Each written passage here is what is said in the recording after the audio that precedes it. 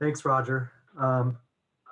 So as Roger mentioned, a lot of different kinds of structures, properties can be listed in the National Register of Historic Places, and they can be either listed individually or as part of historic districts. But commonly, we have people asking us to what the difference is between listing on national and a local register. Um, Not all the communities in Utah have a local register. In fact, only a handful really do. Mostly the larger communities along the Wasatch Front. And there are a lot of differences between the two. I mean, both recognize the history of the property, but each one is intended to do a different thing. So with this, let's look at what the difference is. First, looking at the local district listing. So if you think of local districts, you probably think of Salt Lake City and like the avenues, South Temple, um, some of the areas on the East Bench. These were created as local historic districts for for the landmarks register in the city. Park City also, as we see a photo here of Park City, they also have local district designations there. So local districts are created through landmarks ordinance. And the primary thing is that they have some type of regulation that can apply to them. And this is mainly through the form of design review, so that properties listed in that district have to meet certain standards as far as retaining their historic characteristics. Um, and this, for the most part, is the primary difference. But each city can set up how strong or how weak those regulations are, whether it applies to paint color, window replacement, even additions or alterations to the building itself. Um, but if you're working with a property that may be located in a local historic district, you would want to contact the planning office to see what standards apply and how to work with those standards. There is probably one major, I guess I would call it an incentive, is that there can be building code leniency. So the historic property may not have to meet such strict standards with the building code or with accessibility issues. And they can also get zoning variances for adaptive reuse in an area that may not have that use as a historic property. So the primary thing we're looking at with local designation in a local district is that there is some type of design review for the most part, and there can be regulations. Okay, next slide. So with the National Register, um, people mostly think of this as being the one that has a little more onerous oversight on design review, but actually there is no design review or regulation associated with properties listed in the National Register, whether eligible or whether it's individually or as a contributing building in a historic district. We have a number of National Register historic districts located throughout the state. Of course, most of those are along the Wasatch Front. But these can vary in size from a few properties to a few thousand properties. And they are listed because of their age and integrity of the properties within that district, meaning that they meet the basic 50-year age that the National Register requires, and that they retain most of their historic integrity. That doesn't mean that a property can't have been altered a little bit, but each property is evaluated, determining whether the alterations from the non-historic period are detriment to the historic appearance of the property. So a contributing property can be removed from the register if it loses historic integrity or is demolished. There's nothing that prevents a listed property from being demolished or altered. The only result is if it is altered in a way that really detracts from the historic integrity, or if it is demolished, then it can be removed from the register. And that is the primary downside of being listed on the National Register. But there are a number of incentives associated with the National Register, and those are in turn kind of the way to encourage people to keep their properties in historic um, form, in historic appearance. The primary one of those is the tax credit, and that is a credit on the amount spent um, for a qualified rehabilitation. And Amber Anderson will be discussing that in more detail in a minute.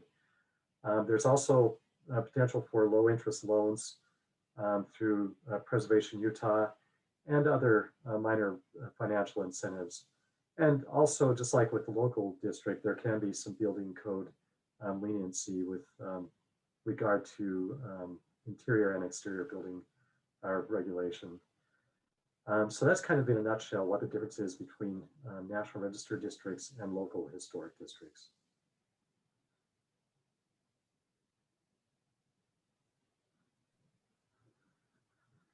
Okay, you can go to the next one. I'm Amber Anderson, and I manage the historic tax credit programs. And we have two available to us here in the state of Utah, one at the state level and one at the federal level. So state income taxes, federal income taxes. Both programs have some similarities and some differences. I'm going to go over the similarities first. They both provide a tax credit, which is different than a deduction. If you're not very familiar with it, I would highly recommend talking to a tax professional. But essentially, a credit is a direct reduction in your income tax liability. So the amount of income taxes you have to pay throughout the year, or when you do taxes, that total amount throughout the year, the tax credit directly dollar for dollar reduces it, versus the deduction, which just reduces your taxable income and thereby reduces your taxes. So the credit is better. Both programs provide a credit equivalent to 20% of most of the expenses associated with an approved rehabilitation. They both require that the work being done follows what are called the Secretary of the Interior standards for rehabilitation. And Steve's going to get into those a little bit later. The state program is for residential buildings only, and the federal program is for income producing buildings only. But in the event of residential rental properties, which are both residential and income producing, there's sometimes the opportunity for a combined credit. So we're looking at 40% of an approved rehabilitation cost coming back in the form of tax credits over a period of time, which is rather substantial.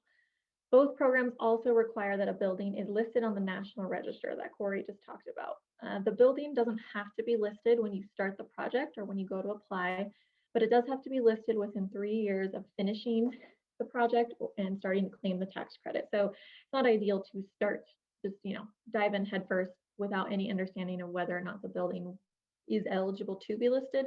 Usually that conversation is something we try to have really early on, so you aren't taking a bunch of risk in proceeding with a project. Next slide. Okay, so I mentioned that the credit is applied to most of your rehabilitation expenses. And that's true. It's pretty much everything you're doing to the historic building itself that would count, as well as some soft costs like architect fees, permit fees, engineering fees, things like that. The credit is calculated on all of that. There are a few exceptions, such as your acquisition cost. You can't count your purchase price. And then some other things like if you were to build an addition, you couldn't use that cost. Site work, landscaping, that doesn't count. And also movable furnishings and appliances, things that in theory you could take with you, although you might not want to. Next slide. Okay, so I'm going to go through the differences for the state tax credit. Like I said, residential, but that can be owner occupied or residential rental. And the minimum amount that you have to spend in order to qualify for the state program is $10,000, which unfortunately is not hard to do, especially with a historic building. That's a pretty simple roof. The project has to be finished, meaning you have to spend at least that $10,000 within 3 years of when you receive a project pre-approval from our office. You can do it much faster than that. You can, finish it in a few months, then close out and start claiming on that following year's taxes. Or you can take up to 3 years in order to meet that if your project is a lot smaller and going to take a lot of time. After you get an approved project and you start claiming the credit, you can have to continue following those Secretary of the Interior standards that I mentioned for 3 years. If you were to do a project and it was approved, and then a month later you just decided to tear the building down for some reason, although I'm not sure why you do that. But you would have to pay back any credit that you claimed, and you would lose your ability to claim any further. And so this last one's a little more complicated. The credit at both the state and federal levels is what's called non-refundable. Doesn't have anything to do with your refund necessarily. It doesn't mean you won't get your credit via your refund, but it means that you can't claim any more than your individual income tax liability for the year. So that amount that you owe throughout the year, that's the maximum amount of credit you can get back in 1 year's taxes. So sometimes you have a larger project and you can't, make use of the credit all in 1 year. So for the state program, you are allowed to carry it forward for an additional 5 years. Next slide. Okay, so the federal program, like I said, income producing commercial types of buildings, the minimum amount that you have to spend is a lot more complicated than the state one. It's not just a flat amount. It's also a lot more money usually. The federal program is for substantial rehabilitations. It's not meant for minor upgrade types of things. So this amount that you have to spend is what's called the adjusted basis. And there is a calculation for that I'm just not going to get into because we'll have to talk about it, if you think this is going to be an applicable program for you. But it's usually quite a bit more than the state amount. Just for an example, a standard single family house in the Avenues, your adjusted basis might be a couple $100,000. So just completely depends on your situation in the building, but just a ballpark figure.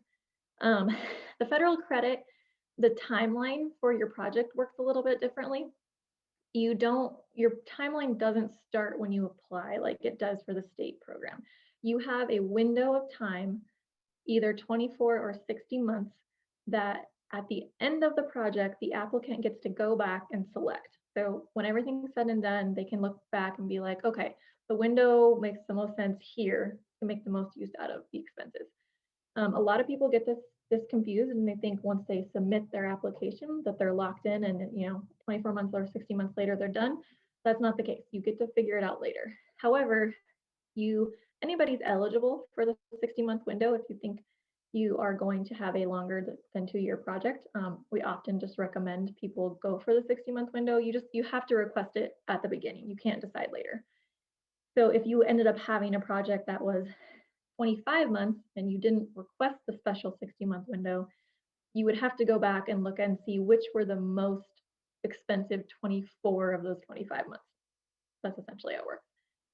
Okay, so the federal credit, well, the state credit doesn't technically have a ownership requirement. You could do a tax credit project and sell the building the next day, technically, although that would make it tricky to continue to have the building follow the standards, so it's not advisable. But the federal credit does require you to continue owning the building for 5 years after your project, which works nicely with the requirement that you have to continue to follow the standards for 5 years after your project. So it's different than the 3 years at the state level. And the carry forward situation with the federal credit is even more complicated due to the 2017 tax reform. Before that, if you had a large enough income tax liability when you finished your project, you were allowed to take your entire credit for the project in 1 year. However, with the tax reform, they changed it. And so you have to take it over a minimum of 5 years, which isn't always the end of the world because usually these credits are quite a bit larger than the state credits, but it really just depends on your situation. So you used to be able to carry it forward for 20 years. So now you have to do it over a minimum of 5, and you can continue to carry it forward for 15. So essentially you have 2 decades to make the use of your credit. It's really all you need to know right now. Next slide.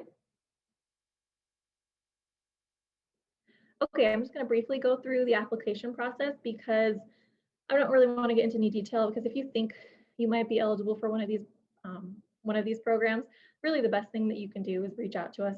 Give me a call, shoot me an email, contact Steve, get a hold of somebody in our office, because having a conversation before you go down the rabbit hole of filling out an application is highly advisable. That way we can help you figure out if your building's eligible, if your project is going to make sense, going to meet the standards, if your end use is even eligible for the program, things like that. So contacting us first is number 1 recommendation. We never recommend that you start the physical work on a building before you get an approved work plan. Would never, ever, ever recommend that, because there's no way, some things you do, you can't undo. So if you start work and then that work is not approvable, you might just, be out of luck. So that being said, if you do start the work before you have a work plan, it happens for various reasons. Make sure to thoroughly document the building first. If we don't have thorough documentation of the building, its features, its conditions, things like that, and then you've already started the work before we see it, we have no way to evaluate whether or not the work that you're going to do meets the Secretary of the Interior standards, or the work you've already started. We have no way to know whether or not you use the appropriate treatment if we don't know what you started with. So again, don't start the work if you can. Have a conversation with us at the very least, although having an actual approved application for your before work plan is ideal. I think I forgot to mention this on the federal side, but the National Park Service actually has the final say for all federal projects. We have the final say for state, but they have the final say for federal. So I can't remember where I was going to go with that, but essentially, if you start before they have a chance to look at the application, it just gets everyone in hot water. So have a conversation with us, but know that they have the final say. And so there is a 3-part application process for the federal program. The state program only has a 2-part, but it essentially aligns with these. So I won't get into it, but part 1 for federal only applies if a building is not individually listed on the National Register. So we're talking about unlisted buildings and buildings in historic districts. And this is essentially where you demonstrate that a building is historically significant. And there's a couple different approaches to this depending on the situation, but it can be pretty simple if it's in a historic district, or it's a little bit more work if it's not listed at all. Part 2 is arguably the most important piece of the application. This is where you show that you documented the building. You show us and the National Park Service what your existing before condition was. And this is also where you propose your work plan. So detailed written descriptions, sometimes architectural drawings, product information, justifications for why you need to do what you need to do, things like that. So this is really where we get into evaluating if your work plan meets the preservation standards. And then part 3 is very simple. It's just the after photos showing you did what you said you were going to do, and hopefully that you did what we approved you to do. Next slide. All right, lastly, just a few tips for success that seem to come up a lot when they are not followed, I guess. Number 1, I would say, is have an open mind and be flexible. Most of the projects that we see that don't get off the ground are when an applicant, a developer, a design team come in and they are 100% sold and rigid on exactly what they want to do. That almost never works unless you have a very simple project planned. There's almost, especially for federal projects, there's almost always something that needs to be slightly tweaked, if not majorly tweaked, in order to meet the standards. And so just having that in mind before you jump into this is a good idea. The next one is understanding how building code can be applied to historic buildings. And I'm not going to get into that because Steve is, but it's also very helpful and important for tax credit projects. The next one is having the mindset of repair over replacement. We often have a lot of people who think, oh, this is an old thing. This is an old window. This is old woodwork. This is old. We have to replace it. It's old. That's oftentimes not the case. Old features were often made to be repairable. They weren't made to be replaced. So we always want to look at whether or not it is feasible to repair something before we evaluate whether or not we can replace it. For federal projects in particular, considering hiring a preservation consultant is advisable. You absolutely don't have to do it. You are welcome to do the application yourself, and our office is happy to help you. But when you have a more complicated project, like I said, especially at the federal level, there are people who do this for a living. They're trained in it. They went to school for it. And it just can be really helpful to have someone who already knows exactly the precise packaging and the level of detail, the photos, the formatting, all of that, as well as who can help you with doing kind of a significant research and statement if that's not your forte.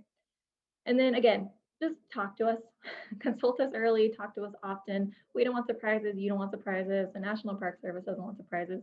We all want you to have a successful project, and communication is really going to help with that. Now I'll pass it on to Steve. Thank you, Amber. So I'm going to start out by talking about the Secretary of Interior standards. And I won't get into any great detail on this. That's something we may be addressing in a future course. But there's various standards that are outlined in the Secretary's standards, and these all deal with treatment of historic properties.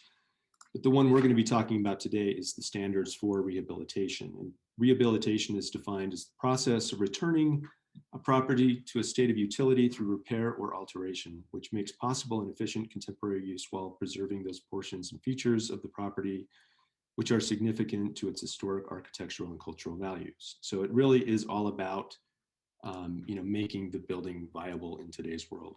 And there are a number of things which can aid us in applying the standards effectively. One of those tools is the preservation briefs that the National Park Service publishes.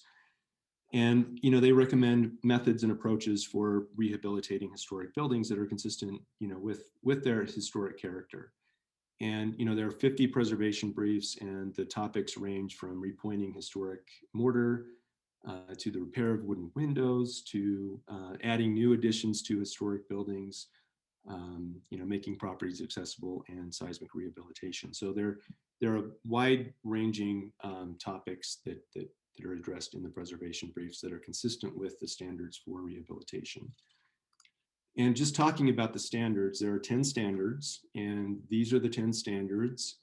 They're meant to be a little bit vague and open-ended, but the National Park Service reviewers are the ones that determine how the standard is applied to historic buildings. We're not going to look at all of these today. We're going to focus on just a few of these, the ones that sort of come up again and again. I always tell people the standards really are just kind of common sense things when you work on historic buildings. But we'll look at a few of these. The first one I want to look at is number 1, which is a property shall be used for its historic purpose or be placed in a new use that requires minimal change to the defining characteristics of the building and its site and environment. Now, I'm going to use the Rio Grande Depot as kind of a case study for each of these standards and how they're applied, because that's where I'm at today, and that's the building we're working in. So this is an image of the Grand Lobby in the Rio Grande, and originally it was used as a waiting room where people would wait for the trains to come or go, or wait for their families to arrive. And its new use on the right, you see, is an exhibition space. It really is an art exhibition space.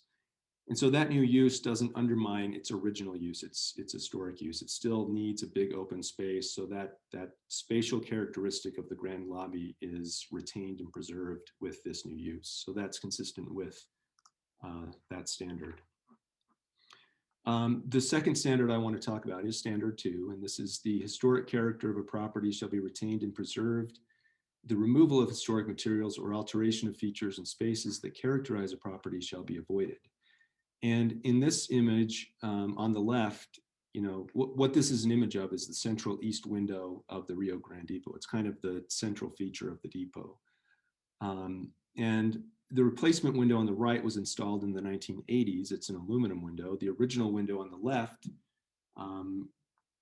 while we don't know exactly what it was, there may have been some steel, in the construction of that window, but it was likely a wood window that was built originally.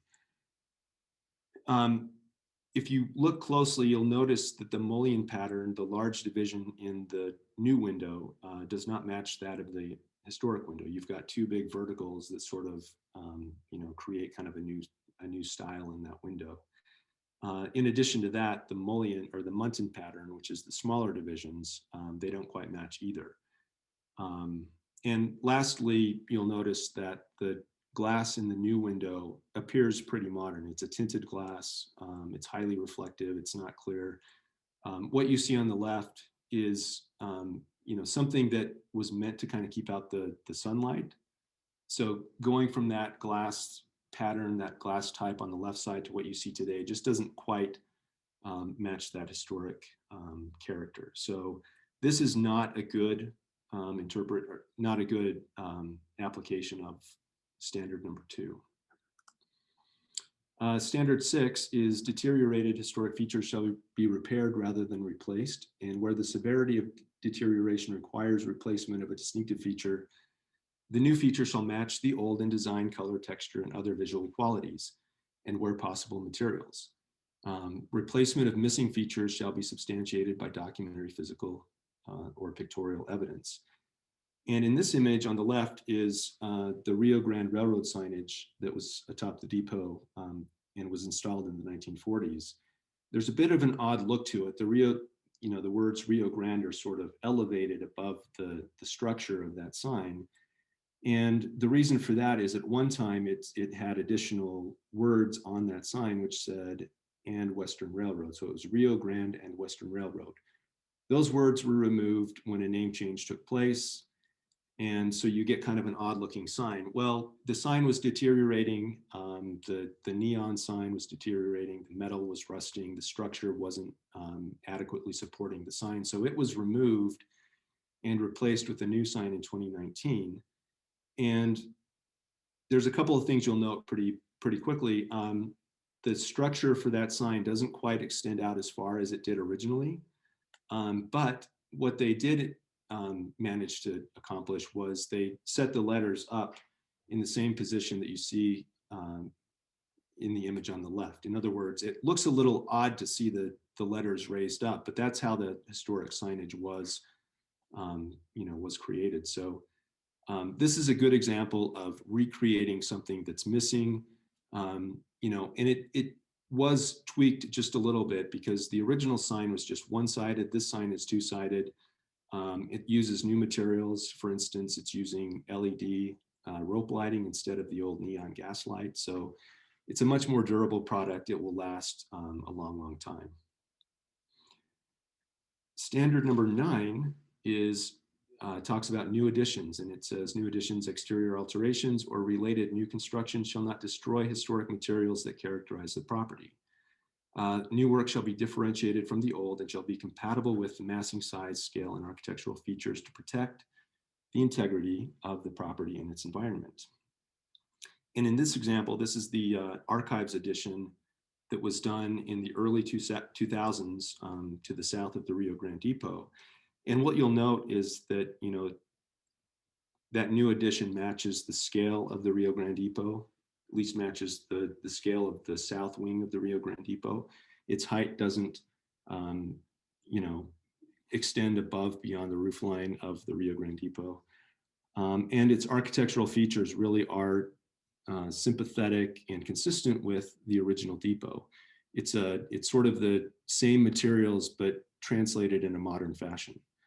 So this is a good example of an addition to a historic building that meets the standards for rehabilitation.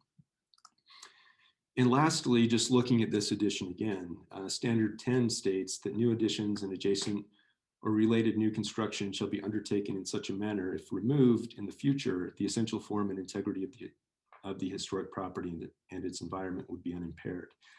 And in this case, the addition was attached to the existing opening. To an existing opening, the stone and terracotta were not altered in any way. There was a door in this opening that was removed to make way for this new breezeway. But if this were to be removed in the future, there would be no significant damage or alteration to the original building as a result of that. So then just kind of pivoting to building codes and historic buildings, we all deal with codes every day in our practice, but we don't always deal with historic building codes. And the IBC has issued the International Existing Building Code, the IEBC. Most of you are probably familiar with that. But the intent of this code is to provide flexibility to permit the use of alternative approaches to achieve compliance with minimum requirements to safeguard the public health, safety, and welfare, insofar as they are affected by the repair, alteration, change of occupancy, addition to, and relocation of existing buildings.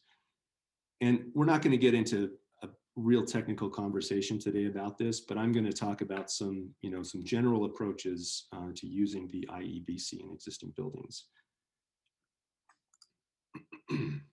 And one thing I want to underscore is talk to your code official as early as possible and, you know, start the conversation about the IEBC, about what's important in your building. I think that that's always the best approach, you know, rather than coming in at the end and saying, hey, how about this? But the International Building Code is sort of organized in such a way that it offers different approaches to existing buildings, different approaches to comply with building codes. And the way it's set up is, you know, there are some initial chapters that really kind of cover, you know, consistent themes throughout the International Building Code. There's a chapter on repairs, which are kind of minor, you know, just minor work items on the existing building. And then chapter 5 is all about prescriptive compliance methods. And really this is a duplicate of what was in prior versions of the code, chapter 34, which was, you know, the chapter that addressed existing buildings. Chapters 6 through 12 is deal with work compliance methods. And this is really the most widely used approach to historic buildings. And so we'll kind of focus on this work area compliance method as we talk today. And chapter 13 then is the performance compliance method. And, you know, this is kind of the least understood and maybe the most complicated to apply to a building, but it really is essentially, you know, analyzing the building for its, you know, for how much it complies with code, seeing where it's deficient, and making attempts to, you know, comply to a certain extent. Again, this one isn't used too often, and most code officials aren't that familiar with that application of the code. But we're going to focus, like I said, on the work area compliance method. And it's the most flexible of the three compliance options, and it covers chapters 6 through 12 of the IEBC. And, you know, what this really says is that, you know, certain provisions are only triggered if, you know, the scale and level of work warrant that, that trigger. So what the work area method entails is, you know, repairs, which is basically just a reconstruction, replacement, or renewal of any part of an existing building for the purpose of maintenance or to correct damage. So that's kind of the base level of approach to an existing building. And then it has various levels of alterations, level 1, 2, and 3. Level 1 obviously is just, you know, kind of the lowest level of alterations. Level 3 is the most intensive, where it applies to more than 50% of the building area. In addition, this work area method allows us to consider historic buildings, and the code defines historic buildings in this sense as buildings that are listed on the National Register, listed on a local register or a state register, or are eligible to be listed on the National Register or other registers as may be appropriate. So what chapter 12 really does is, you know, it provides a means to preserve historic buildings which, you know, comply in certain ways with the code, but really kind of allows some flexibility in how those buildings are, you know, meeting the code and how the code is interpreted with regard to these buildings. And I apologize for the washed out image here, but this sort of identifies, you know, the structural design approaches to each of these different levels of alterations that we see in the work compliance method. Level 1, again, it's kind of the base level, but it really just, you know, has to do with new equipment that's integrated into the building, making sure that it's, you know, meets seismic requirements. If you re-roof a building in a level 1 alteration, then you have to brace the parapets and install diaphragms. You know, these are kind of no-brainer things that we would recommend anyway if we were doing a re-roof on a project. Level 2, it sort of gets to the, you know, these approaches that we use all the time. If, you know, the gravity load is altered by more than 5% or the lateral loads are altered by more than 10%, then it triggers an upgrade. Although what you have to meet in that upgrade is not 100% seismic, but 75% of the seismic forces. So again, there are, you know, exceptions to this. And, you know, this also deals with voluntary upgrades to your building. And level 3 obviously is sort of the the most intensive. It typically will either require you to meet 100% of seismic code or 75%, depending on the circumstances. I wanted to jump back and just talk about Chapter 4 and repairs for historic buildings. So what Chapter 4 says in repairs is that repairs to historic buildings need only comply with Chapter 12. And if you go to Chapter 12, then it says, if there's an earthquake and the building is damaged, the elements shall be permitted to be restored to their pre-damage condition. And in these couple of images, on the left, you see kind of the aftermath of the earthquake in the attic of the Rio Grande. And what's happening here is there were parapet walls that extended up above the bottom chord of the truss and supported the roof structure. And as the earthquake came in and shook the building, these unreinforced parapet walls essentially just kind of collapsed. And so the building was deemed to be unoccupiable in March, and no one, everybody went home anyway because of the pandemic. But a series of repairs were then designed and analyzed and installed in the ensuing months. And what they did was they installed on the right what you see as EFCO super studs at each of the north and south walls where those parapets just kind of crumbled away. The east and west walls surprisingly weren't affected, and that had to do with the direction of the wave. But what this is it's a permanent installation, and it's returning the Rio Grande back to its pre-damage condition.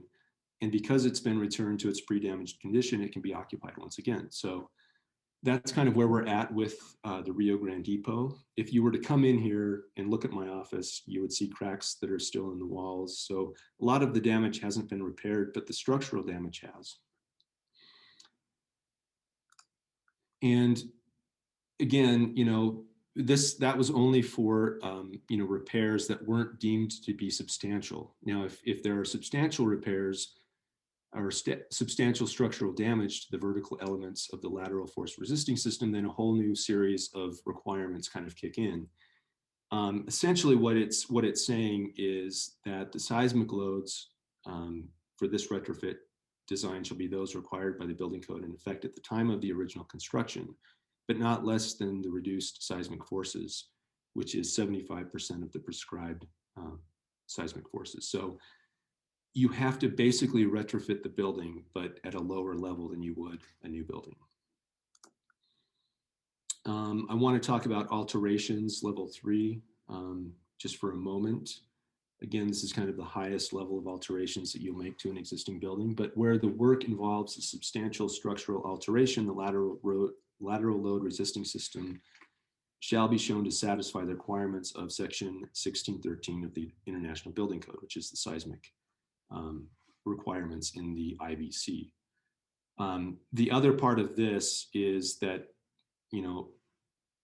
what kicks in here is anchorage for unreinforced masonry walls. So if you're in seismic design category D, which we are, then you have to basically, tie the roof structure into the walls as part of this work. And change of use. This is the big one that really kind of, has everybody worried, because this requires you, if you have a change of occupancy, it requires you to meet 100% of the building code, meeting full seismic forces. There are a few exceptions, and they're notable, where the area of the new occupancy is less than 10% of the building area, and the new occupancy is not assigned to a risk category 4. So, this is something that you can talk to your structural engineer about and determine whether or not those things are applicable. And the other exception is where the design occupant load increases less than 25 occupants, then you don't need to make that full seismic upgrade. And just talking quickly about accessibility, because this is the other big one that we really kind of address on each historic rehabilitation. If it's a change of occupancy, Chapter 3, which is part of the general provisions of the IEBC, that kind of covers, it's kind of a catch-all for any accessibility issue in existing buildings. But if you have a change of occupancy where the entire building undergoes a change of occupancy, it shall have all of the following accessible features. And I won't go through all of these, but not fewer than one accessible building entrance and not fewer than one accessible route from an accessible building entrance to a primary function area. And just to note, where it's technically infeasible, and this really is what technically infeasible means, is that if it's undermining a structural component of the building, then it's technically infeasible. So if that's the case, then you don't need to comply with items 1 through 6. You're required to comply with them to the extent possible, or to the extent technically feasible. And again, with alterations to existing buildings, this is not dealing with change of occupancy, but alterations. What the code is telling us is that a facility that is altered shall comply with the applicable provisions in Chapter 11 of the International Building Code, unless technically infeasible. So in other words, make every effort to comply with the IBC, with accessibility as listed in the IBC, unless it's technically feasible. And for historic buildings, again, this kind of higher level of existing buildings, the provisions shall apply to facilities designated as historic structures that undergo alterations or a change of occupancy unless technically infeasible, and where compliance with the requirements for accessible routes, entrances, or toilet rooms would threaten or destroy the historic significance of the facility, then you have alternative requirements that you're allowed to use in that case. So just to end this portion of the course, this is a building that is highly inaccessible. It's got about 20 stairs up to the entrance, and this is on the National Register. It's on the local register. It's also on the World Heritage Site list. So it's a pretty important historic building. This is in Charlottesville, Virginia. It's the University of Virginia. But the ways in which they integrate some of these, accessibility features into the site and allowing access into the building are pretty remarkable. On the middle image, you can see that ramp that sort of extends down into the, below grade. And behind my son here on the left, you don't see any of that ramp feature visible from that historic view. And then on the right, what you're seeing is basically a ramp feature that's integrated into the terracing of that site. So there's some really creative ways to approach, these types of code requirements, and they can be an elegant solution to kind of a longstanding problem. So with that, we'll make this available to all of you, but these are some good links that we've pulled together that will help you in, your work as you carry out rehabilitations of historic buildings. And with that, we'll entertain any questions you have. So if you've got a question, feel free to unmute yourself. You can drop it in the chat and we'll address it there. We've got a few minutes left. So yeah, if anyone has questions.